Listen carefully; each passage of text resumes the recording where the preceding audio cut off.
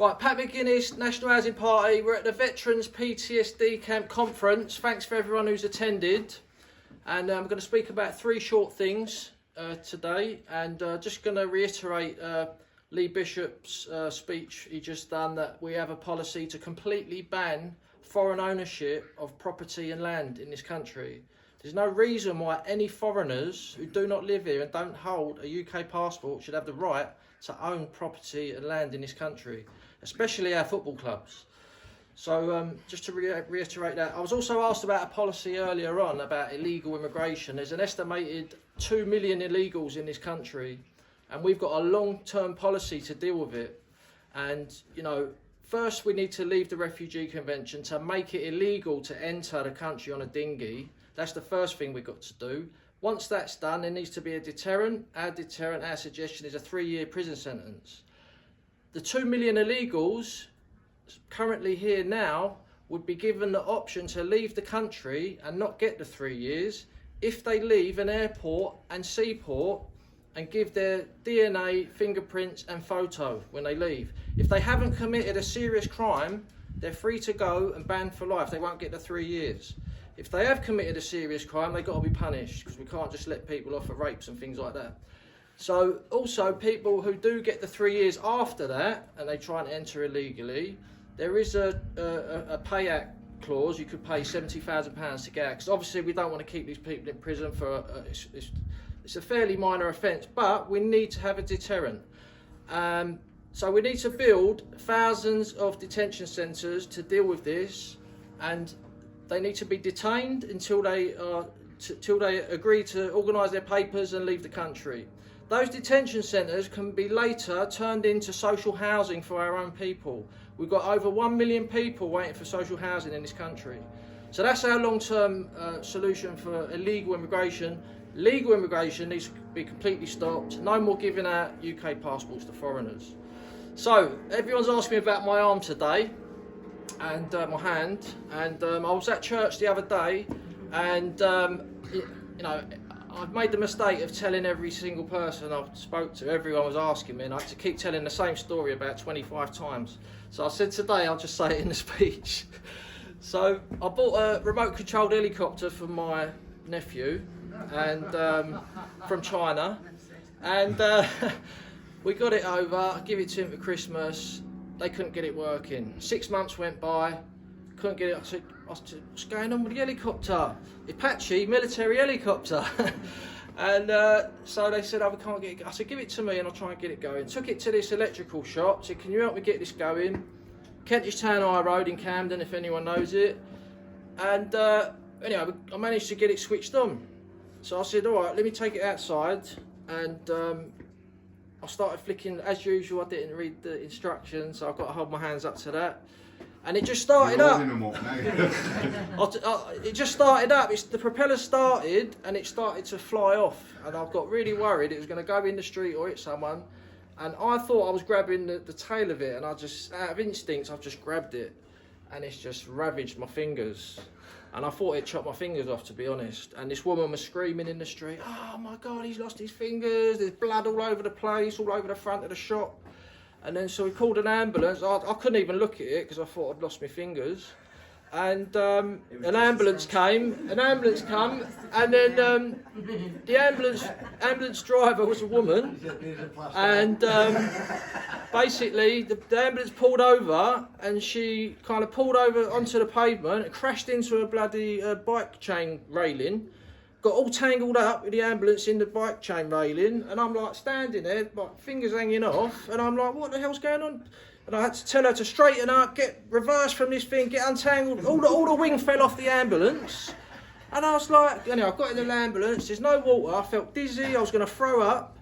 And the bloke was all feminine, like a woman. The woman driver was like a geezer, walking around like this.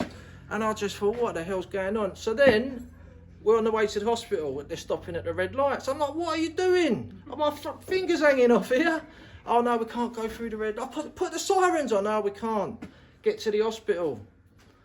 All the staff in the emergency department were like transsexuals, trannies, gays, lesbians, I just couldn't believe it. I thought our society is completely turned upside down. And not only that, there was a white geezer on a hospital bed, literally in the hallway, started masturbating.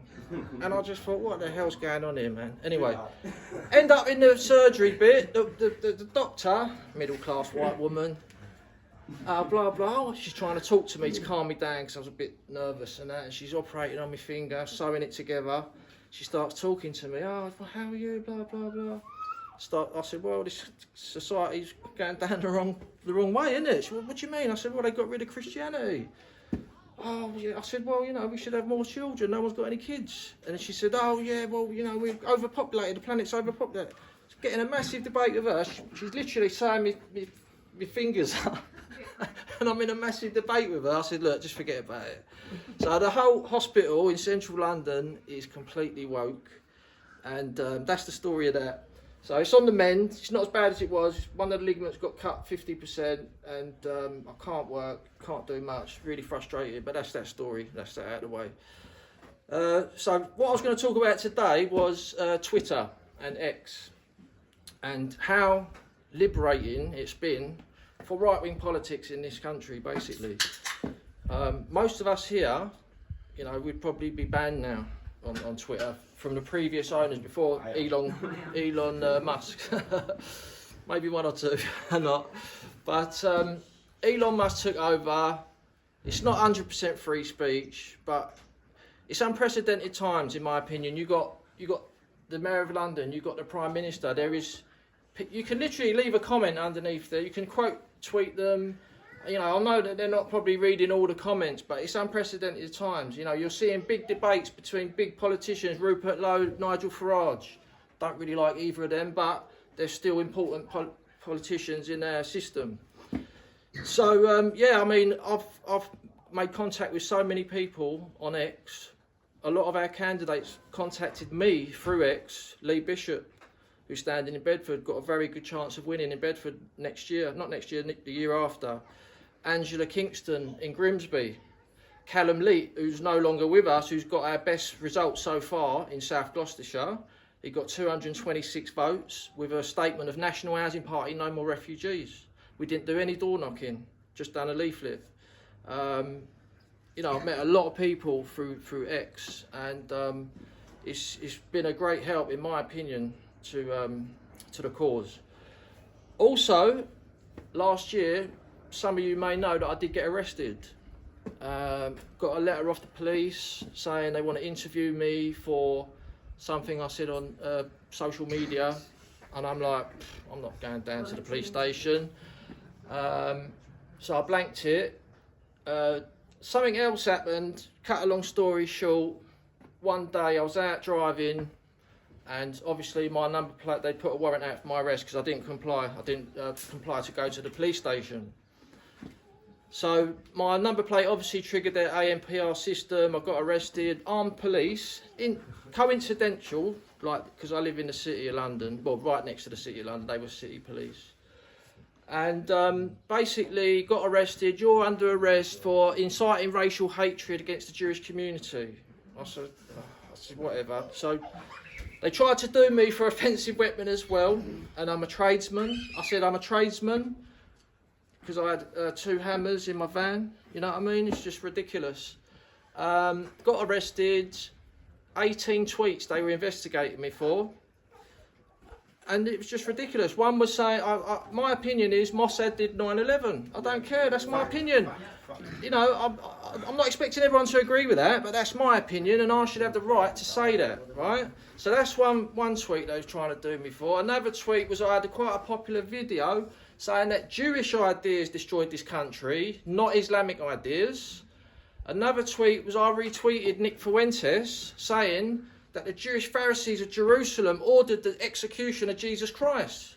So they're trying to charge me for just retweeting that. This makes it an anti-Christian attack. So that's 3 of the tweets. What else did they... There's 18 of them, basically. So I'm in the police cell. I said to the bloke straight away, get me a Bible. Got a Bible. And I was in the police cell for like 23 hours. That's the maximum they can hold you until they charge you. And I did start getting a bit worried, to be honest, because someone told me the maximum penalty for that is 5 years, that particular charge. I haven't been charged. This was over a year ago, and I actually contacted Free Speech Union, the free speech people. I didn't want to contact them. Someone said you should try them, they might help you out. So I phoned them, I spoke to them, told them I've been arrested for 18 tweets. Oh, you need to join and then we can talk to you about it. Paid them 50 quid. Sent them the tweets over. Oh yeah, another one of the tweets. So these people who complained about me were Tommy Robinson supporters, right? Veterans and Tommy Robinson supporters. And, you know, I said to Free Speech Union, these are the tweets. They looked at them, they said, we can't help you. I said to them, I haven't sworn in any of the tweets. I haven't broken any of Twitter X's rules. I haven't been penalised, and you're not going to help me. No, sorry, we can't help you. So they don't believe in free speech. As simple as that. So I said to them, I want a refund.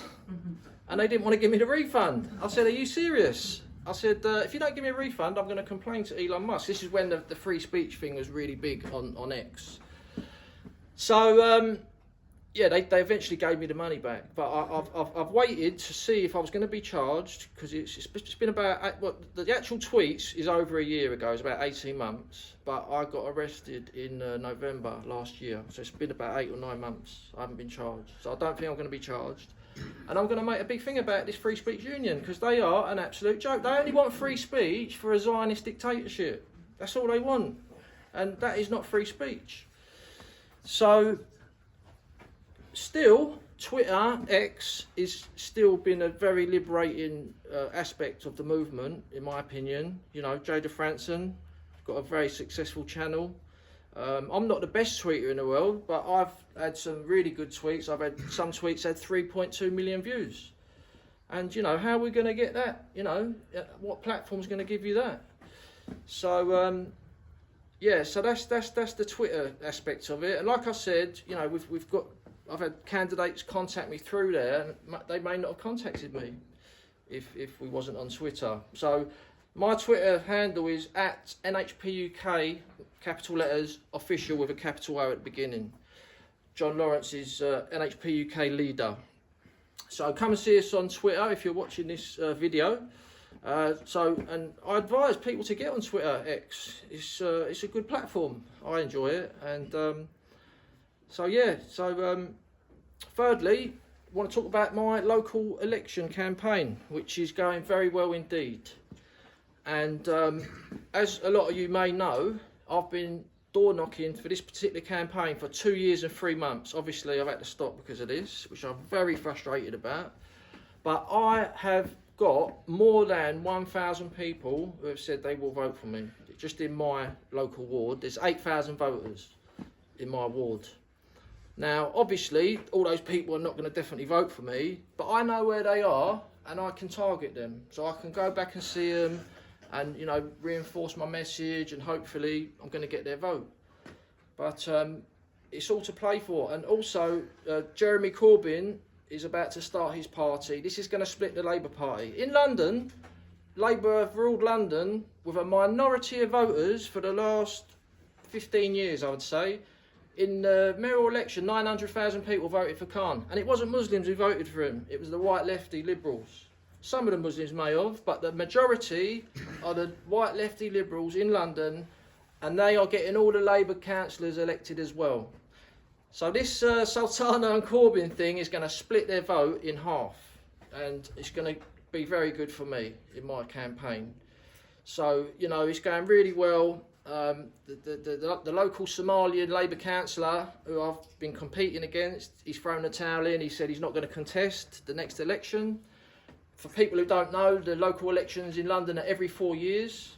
And just from me, I wasn't going to stand in. I wasn't going to really compete to win in my ward. But because we started the party, and I stood for practice reasons and to encourage other people to stand in local elections, the response I got from the people on the doorstep in London, there's still a lot of Cockneys left there, was so incredible. It's basically told me that I can win. It's a possibility. I'm not going to say I'm going to win. It's a possibility. So it's all on. It's 8 months until the election. I'm going to be full at it. If anyone wants to come and help me, we're going to need more leafleting. We've got another 9 wards to leaflet in London. We're going to stand someone in Islington, Somerstown, King's Cross, Regent's Park Estate, Alban and Covent Garden, Mitcham, and Sutton as well. So we're going to have maybe 10 candidates in London. Not going to win all of those. We haven't got a chance of winning all of those. But where I am, where we've put a proper campaign in, we're going to have a good chance. And what do I want to do if I win? I want all the LTM road closures opened. They're closing us down all over London. I'm openly saying no more refugees for council flats in Camden. They made Camden a refugee sanctuary borough in 2023 when we got 30,000 people waiting for council flats. It's an absolute disgrace. And their time's coming to an end. Labour are finished, the Tories are finished, and it's all to play for. I'm just a humble British Christian nationalist. You know, we're just humble people in our party, the National Housing Party. All we say to people is, if you've got a fire in your belly, stand in the local election in your local area. You'd be surprised how many people agree what's going on in your head. Because everyone's angry, and big things are going to be changing in the next 3 years. Big things, politically. And it's all already happening in Europe, you know. They might not be everyone's cup of tea, AFD, National Rally, but they're on the verge of getting in power.